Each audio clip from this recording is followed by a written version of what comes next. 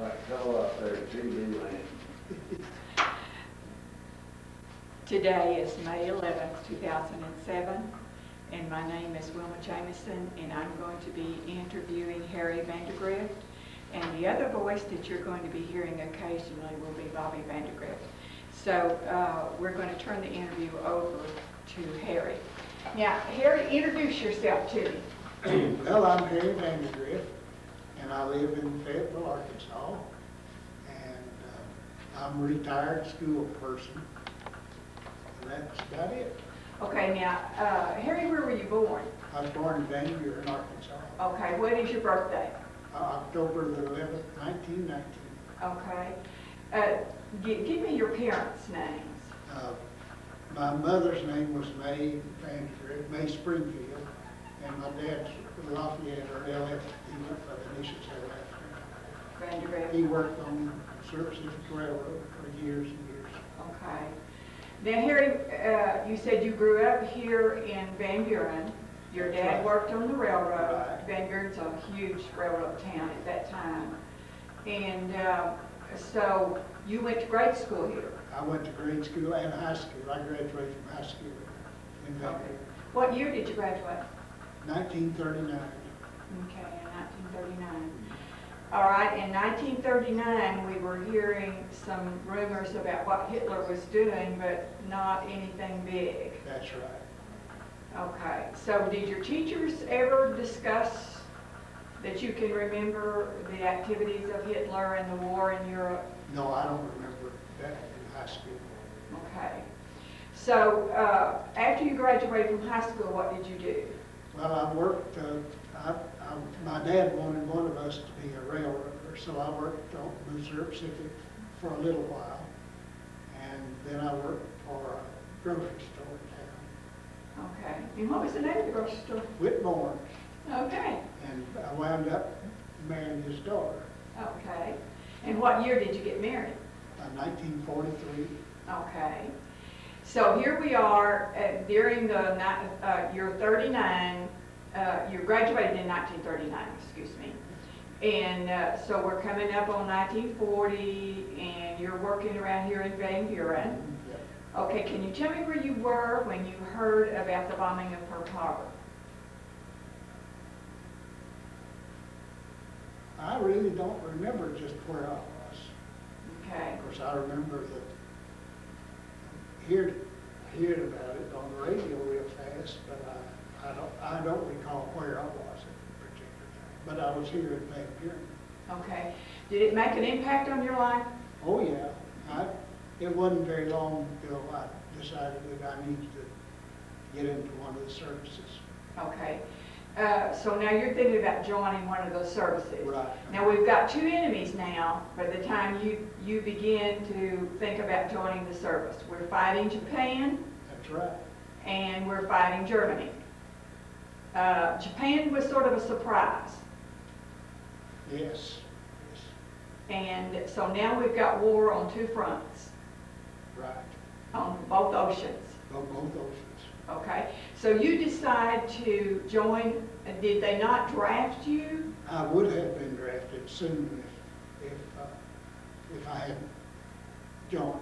Okay, And I joined so I could pick my service that I wanted to. And I decided to go into the Army Air Corps. okay, now where did you go to join? I went down to Camp Robinson in Little Rock. Okay, so from there, did you have any trouble getting in the Air Force? Oh no, not in trouble at all.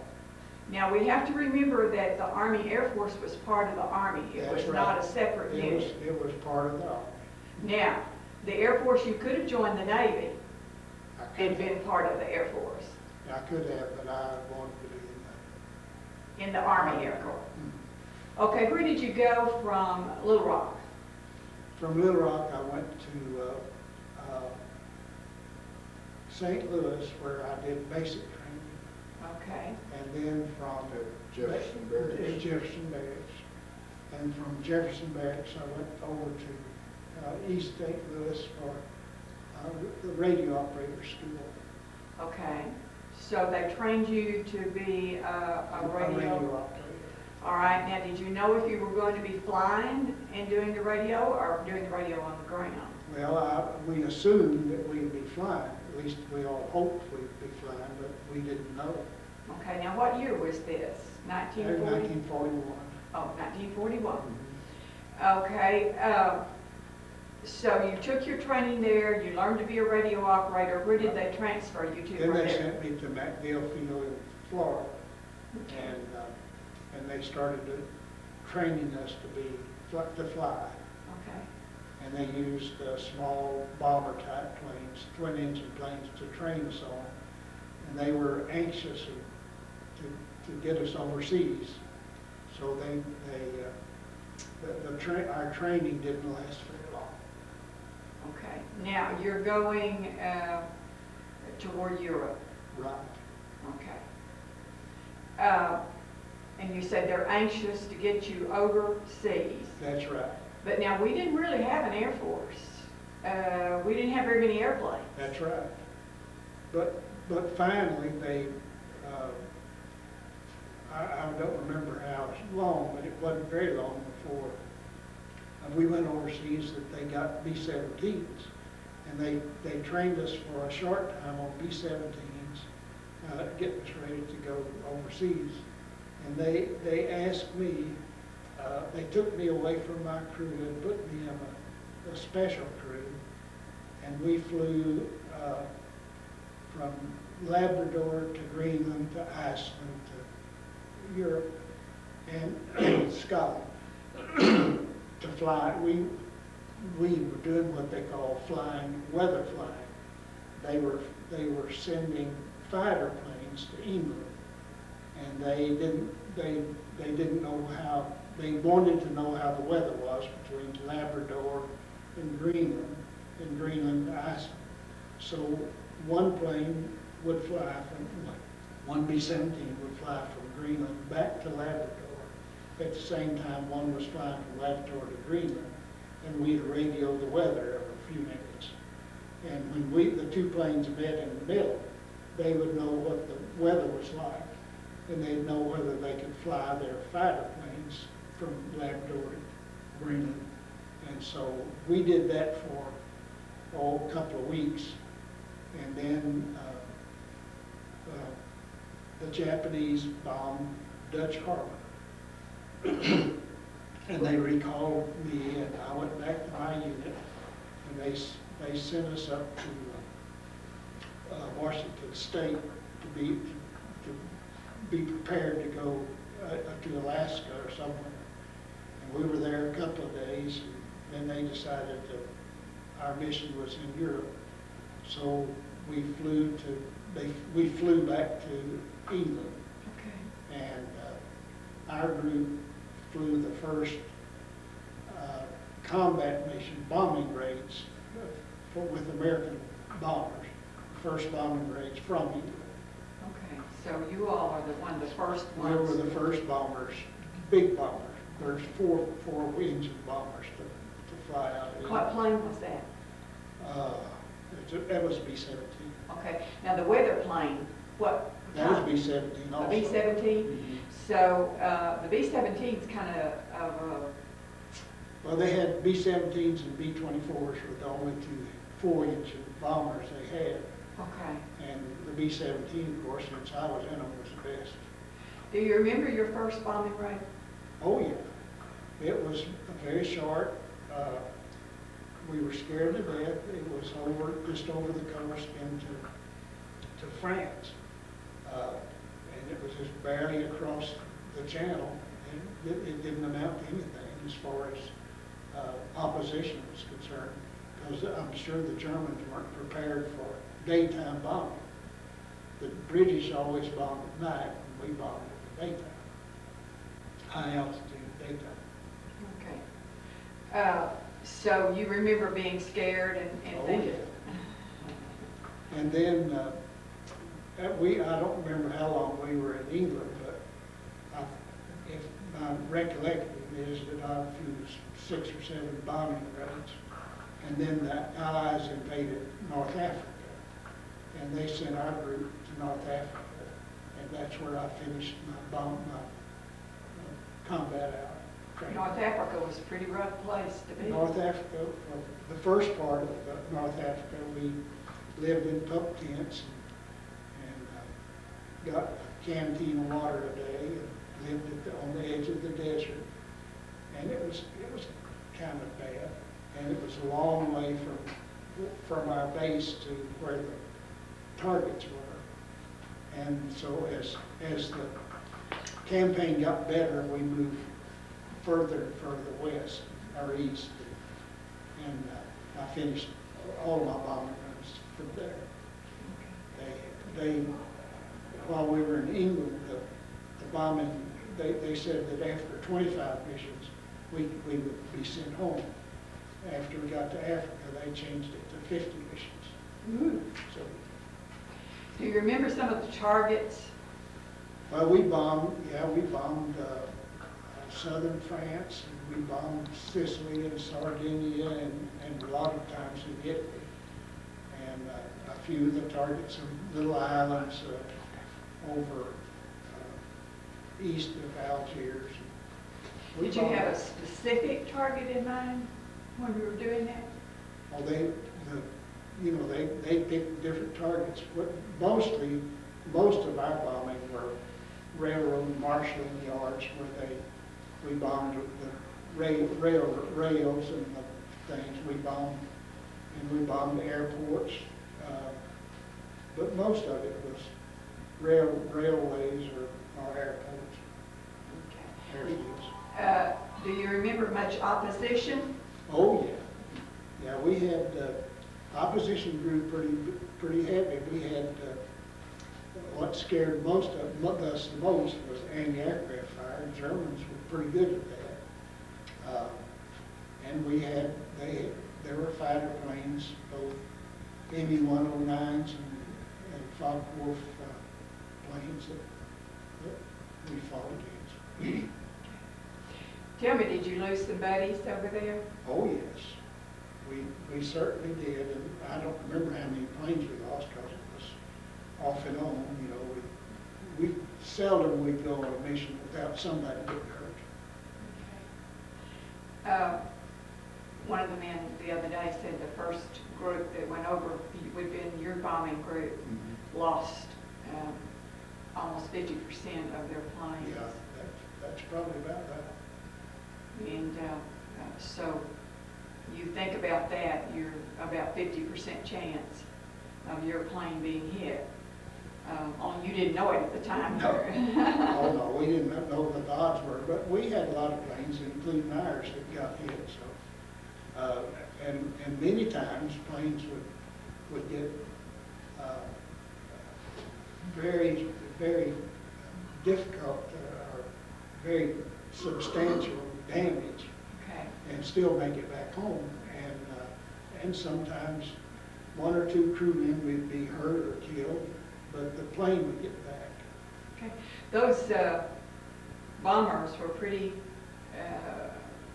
how do I want to say, were pretty good planes to be able to get back. They could take a hit and They still. were very stable, yes they were. Okay, you have a picture here of an airplane that had some damage. You want to tell about that? Yeah, this plane was in our squadron, in fact, and they were flying a mission, and a German fighter plane attacked from the front. Okay. And as it came in, evidently they killed the pilot of the fighter plane. And he went right straight into his wing, hit the horizontal stabilizer and knocked it off and made a big gash through the rest of the way. And that plane flew back home and landed okay, and nobody on the plane was hurt, which turned out to be a miracle. And they salvaged, when a plane would go down, they would salvage parts, like in this one. And they were salvaging the engines from it. And when they took the engines off of one side, the change in weight on that side caused the plane to twist, and the plane completely fell apart then. It was, there was a lot of structural damage, but the plane made it without any trouble. And I think there was a song that was somebody published that was called coming in on a wing and a prayer, and I think that's the plane that they used. That's it. You think this was the basis of what That's right. what they did? So, tell me about a little farm boy. Well, you're not farm, you're a city boy. I'm sorry. Well, But I don't you're a know. small town. Van Buren was pretty small back in those days. I started to say you're a small town boy over there doing bombing raids. Did you feel that you were contributing to the war effort in that way? We certainly did. The fact of the matter is, it seemed like it took an awful long time for us to go overseas. We couldn't wait till we got overseas. And then after we had had a few bombing runs, we couldn't wait to get back home. No, we felt like we were really helping the cause. Okay. Now, as you're advancing there in Africa, where do you go from there? Well, I can't tell you the names of the bases, but we moved 4 or 5 times. And as the Allies advanced to the east, then they'd move us closer and closer to them. And so we I don't remember, probably 5 times we moved. Okay. So how many bombing raids did you actually go on? Well, I had 50 official, but we had several raids that we would start on, and for some reason or other, like the target might be clouded in, so we just turn around and come back home, or we'd have engine trouble or some such thing. And we had several raids that we started on but never finished. So you had to complete them before they counted? You had to complete them. They were kind of stingy about counting them, weren't Yeah, they were. So when you finished your 50, did you get to come home? Yes, but it was a few months. It seemed to me like time. It's difficult for me to remember, but it seemed to me like an awful long time from the time that I quit flying until I got to come home. And the way I got to come home, they gave us orders to come home, and you hitchhiked home. You could either go to an operations center and catch a plane, or you could get to the coast and get a boat. And so we just kind of hitchhiked our way home. Okay. Now, do you remember what year that was? That was 1942. Okay. So you were now finished. 1943, I think. Okay. You actually got out of the service. Did you get out of the service? No. After I came back from overseas, I got home in the summer of 43, or the fall of 43 it was. And Ann and I got married at that time. And then they sent me to Dyersburg, Tennessee, and we trained bomber crews to go overseas. So they used you for the rest of the time as a trainer? For two more years. Okay. In thinking back over your service time and your time overseas, can you think of a time that stood out in your mind more than anything else? Well, the one thing that stands out most in my mind was Christmas of 1942, and we were flying a raid over Algiers, and the plane on our right wing was hit by anti-aircraft fire, and he just exploded, and the explosion knocked our right wingtip off and caught our right outboard engine on fire. So we fell out of formation, and when you fall out of formation, fighter planes come to visit. So we fought fighter planes for a while, and we finally crash landed. And the pilot and co-pilot and I were all injured a little bit. And 2 of the crew members bailed out. One of them was captured by the enemy. The other got back okay. And we found some help, and got back home. Okay. So where did you land? We just landed on the side of a hill, out, just out. Now where did you land? And, well, all I can tell you is it was in North Africa. Okay. I can't tell you where it was exactly. But I asked, the pilot wanted us to stay there and wait for somebody to find us. And I asked him if he'd give me permission to go look for help. And so he said it was okay. So I found a British artillery outpost, and they sent an ambulance back to the plane to pick up the rest of the crew. So we all made it back okay. Okay. But the crew members who bailed out, were they told to bail out? No, the pilot told them not to bail out. And they were, He said they did it on their own. okay. It's kind of scary being up there in the air and your plane damaged and you don't know whether or not you're going to make it. But the strange part about it is that when you get in a position like that, you're not afraid. You don't worry about anything. You just do what you have to do. What we did was we fired at the enemy planes, and they shot at us. And you're so busy doing stuff like that you don't have time to be afraid. Or airsick. But your pilot is the commander. Pilot is the commander. And you're supposed to do what he tells you. You're supposed to do what he tells you. Okay. Because in a crew, you have to have somebody in charge. That's right. And the pilot is the one. And one of the fellows that bailed out, excuse me, was the ball turret gunner. And he was a little Mississippian who was, to talk to him, you'd think he was the toughest kid in the whole world. But he turned out to be not quite as tough as he thought he was. Do you think, in looking back, I mean, you don't ever know why another person does something, but now he could see, where on the radio, you had no way of seeing out. No, in my position as radio operator, in case when you were on the bombing run like that, I moved back to the waist and fired one of the waist guns. Oh, okay. So I was a gunner as well as a radio operator.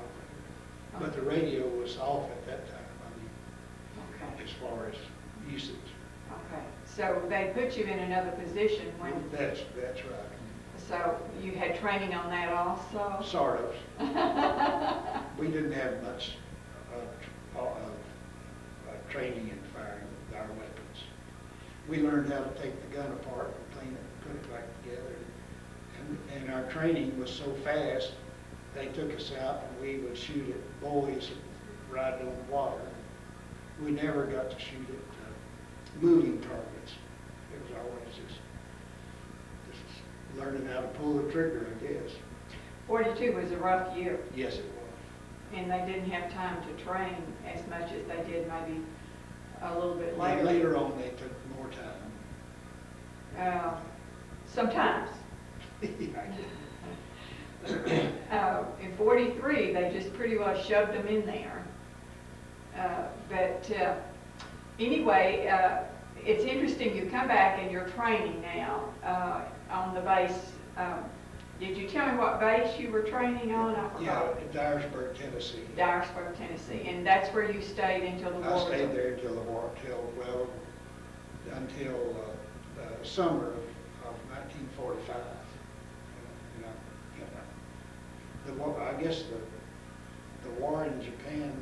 It was August 45 when they dropped the. Yeah, so war was still going on. All right, when you heard about the dropping of the atomic bomb, how did you feel? Well, I felt like we did what we had to do. Okay. I guess when you're looking back now, it's too bad they developed the thing to start with. But my guess is that Germany would have had one pretty soon. Okay. So coming back home, was there a lot of changes? in America? No, not at that, not right then. It doesn't seem to be like that. Because I came back and immediately started going to school at the University of Arkansas. Did you go on the GI Bill? I went on the GI Bill, and in fact, thanks to the GI Bill, I guess it made us what we are now. Okay. Yeah. So, you don't have anything but fond memories of what your time in service and what it did for you? That's correct. My time in the service was a good time. All right, let me ask you a question here. You were in battle. You had a lot of, I say battle, you were in air battles. Did you have post-traumatic stress disorder? No. Okay. We didn't even know what that was back in those days. Okay. No, I didn't have any trouble. Okay, sometimes some of the foot soldiers did have. I can see why they would have a lot more difficulty than I had. Okay. Okay. It's been a joy talking to you. Well, thank you very much. Winston Churchill was right. Okay, you want to tell me about Winston Churchill? Well, I also, I think he's left out one, that's his getting out of that crash, how he got to the British lines. Yeah, he was got to the British line when the plane went down. All the Arabs that made up in, you had money to pay, but you too tight, kept it. Got a gold medal, gold or silver dollar. They're telling it for you, but do you Yeah. want to tell it? well, whatever. They want me to tell about when our plane was shot down. Yes. And they gave each one of us what they call escape kits. And in the escape kit, there was some gold, a couple of gold coins,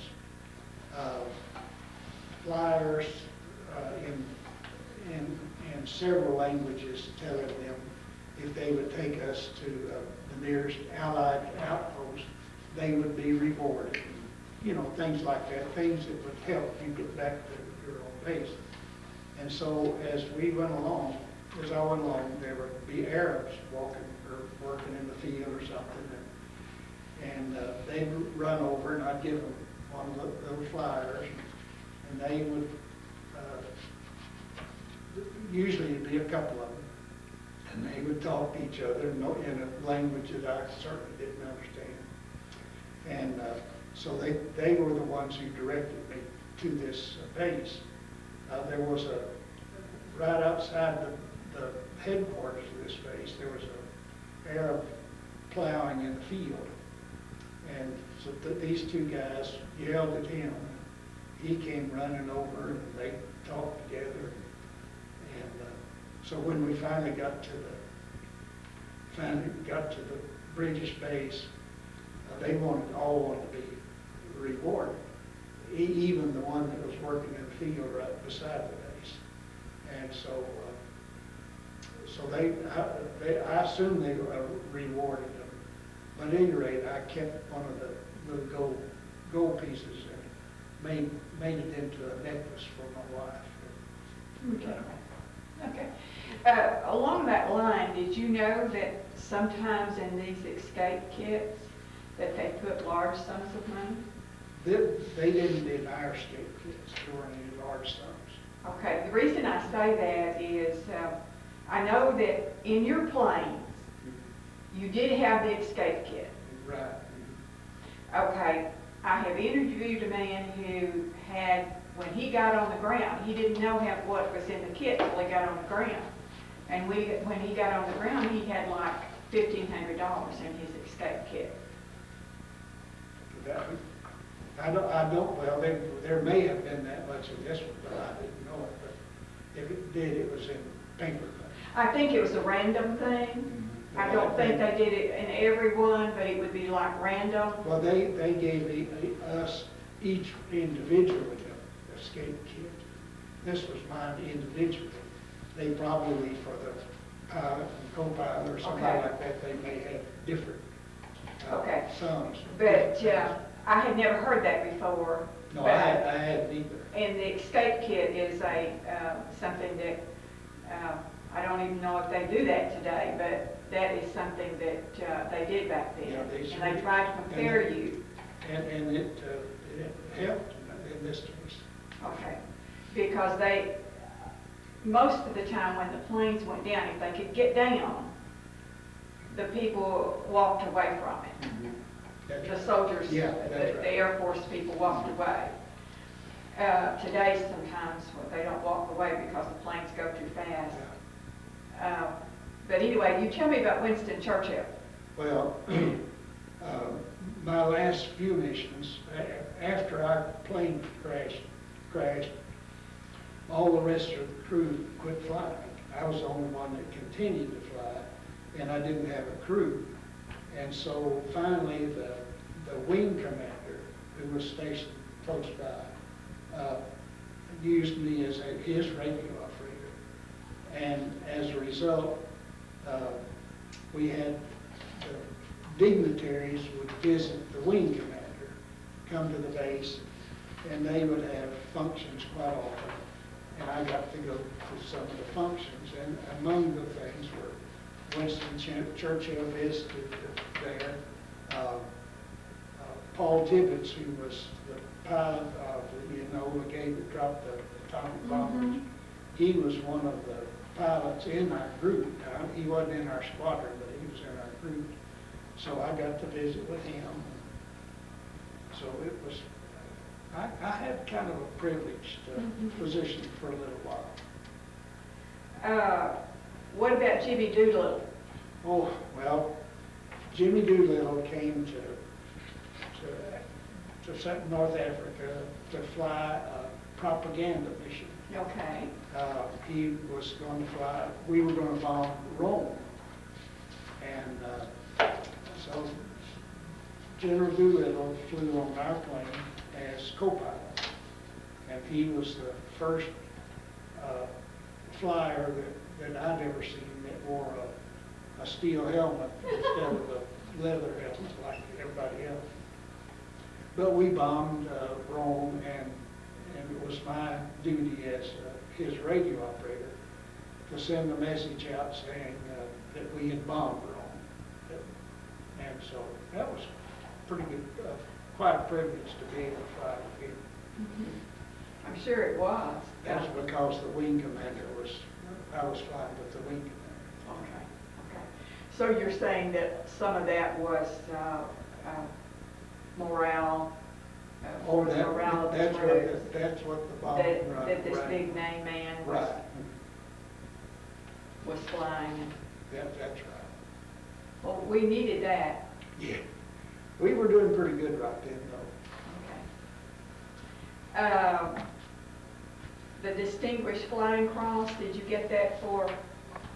I got that on that mission when my plane was shot down. Okay, when the plane was shot down, they give you not a Purple Heart, but a Distinguished Flying. They gave me both.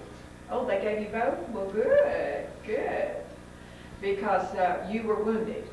Yeah, I was wounded, and they said that I did some other things to. Okay. You acted above and beyond. Yeah, I had to put a little fire out on the plane, and then I went after people to come get the rest of the crew, that sort of thing. Okay. So you're kind of modest about it, but I think it was more than just a little bit. Well, it didn't seem like much. You did what had to be done. I did what Don't read this. You did what had to be done. Right. It's been a joy to talk to you. Well, thank you. But Okay, you want to, now then we're going to show some of the medals that he received.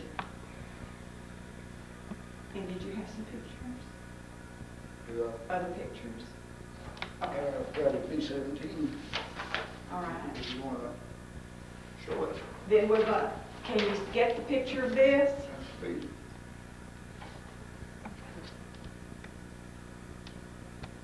Okay, thank you. You're I right. enjoyed it.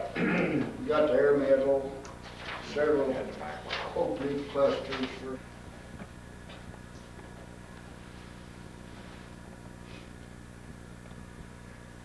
That's the truth, much.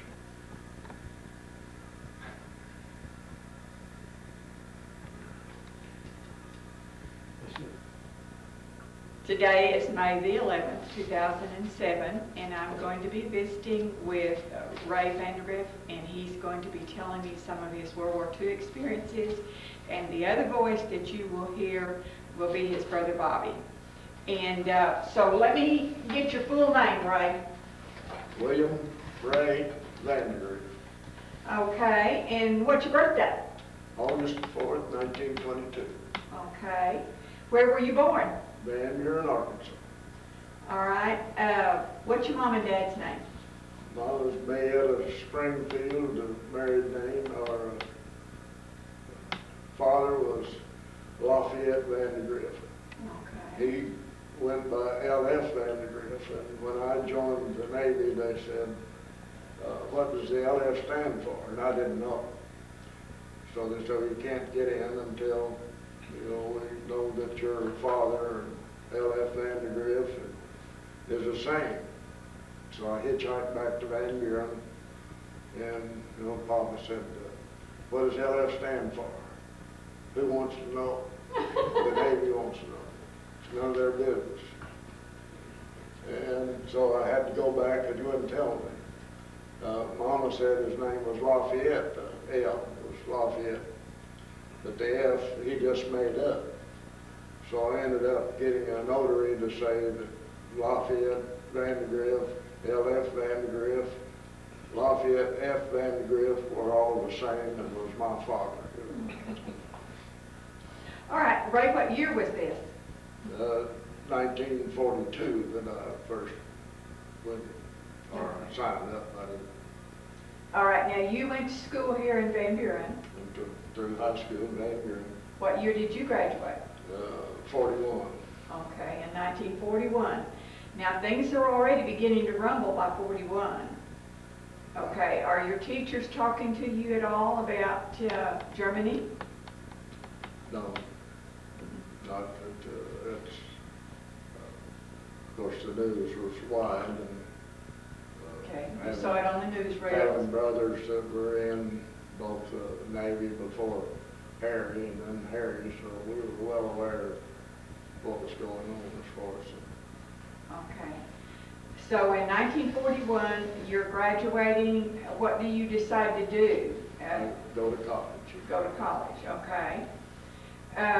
What had changed your mind? Did the bombing of Pearl Harbor change your mind? Well, I was in college Okay, when they bombed Pearl Harbor. okay, I had already joined the reserve at the time. Well, shortly after the bombing, I had joined the reserve, but I didn't go into active duty until a year later, okay. which was in July of 1943. All right, where did you go to college? Arkansas State Teachers. Arkansas State Teachers, so you're there in the reserves. Right. Okay, as a reservist, what branch of the service did you go into? The Navy. Navy. Okay, you were allowed to do that because as a reservist, you could pick what you wanted to do. Well, I had gone into the Navy Reserve, so at that time when I first joined, I could join whatever service, because they were all wide open. Okay. I preferred the idea of the Navy over the Army. Okay. What made you choose the Navy? Well, one, I liked the water, but I had a brother that was already in.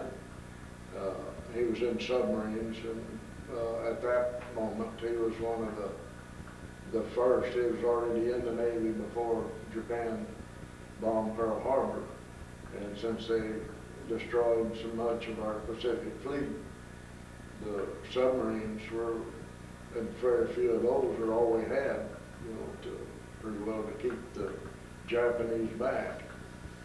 And it made, all of them superheroes, especially the tales that we got back from him, what he went through.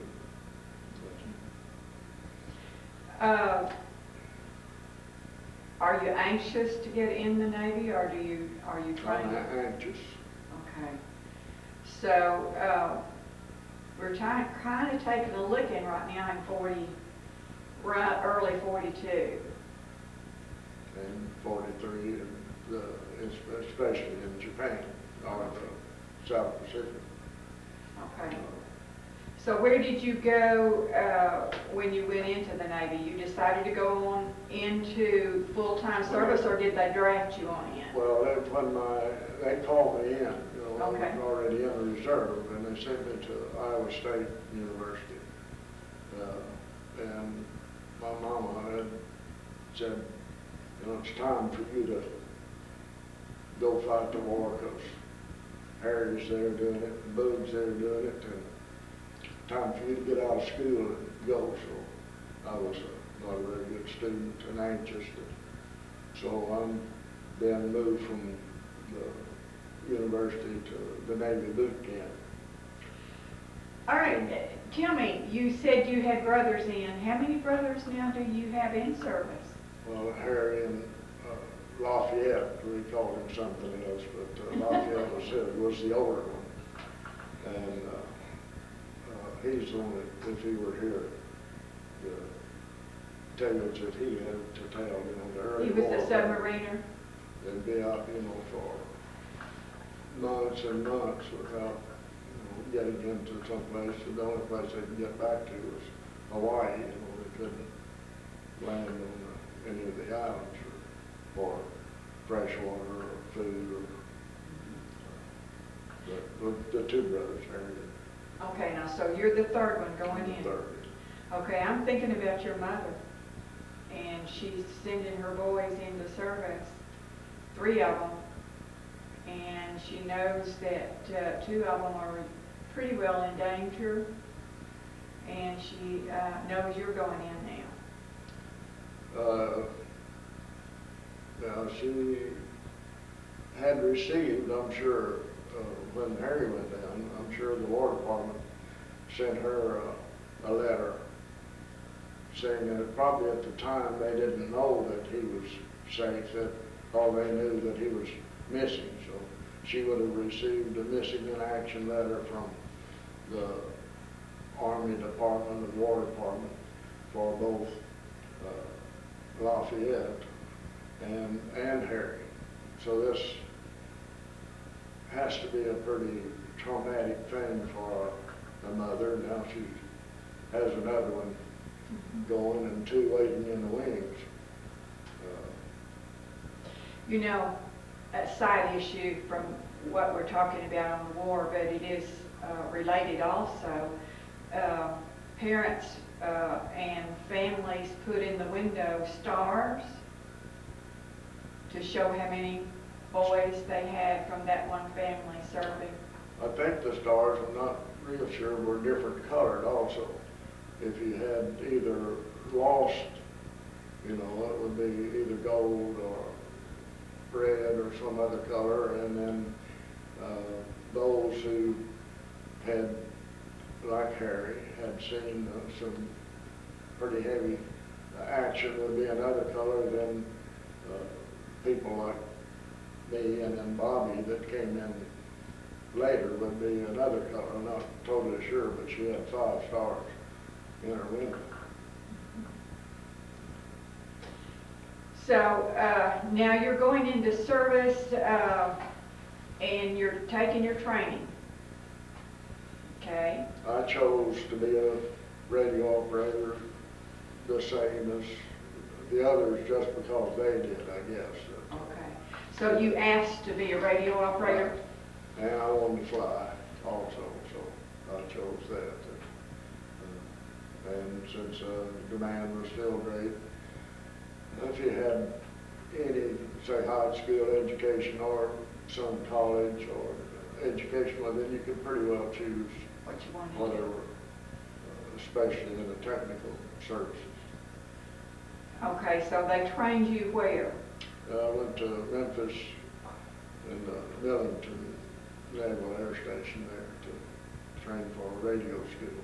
Okay. Then had mock-ups of aircraft and that they received some rudimentary training in mechanics and other ordnance on machine guns, that you would also, as Harry had said, that you serve both as a radio operator and a gunner. Normally on 3 and 4 engine bombers like I was on and he was on, you'd have 3 radio, and 3 ordnancemen and 3 mechanics to go. So, All right, where did they deploy you? well, went to Yellowwater, gunnery school in Florida, and then from there to a squadron in San Diego.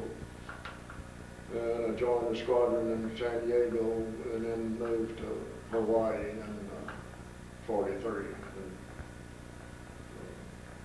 The fall of 43, moved to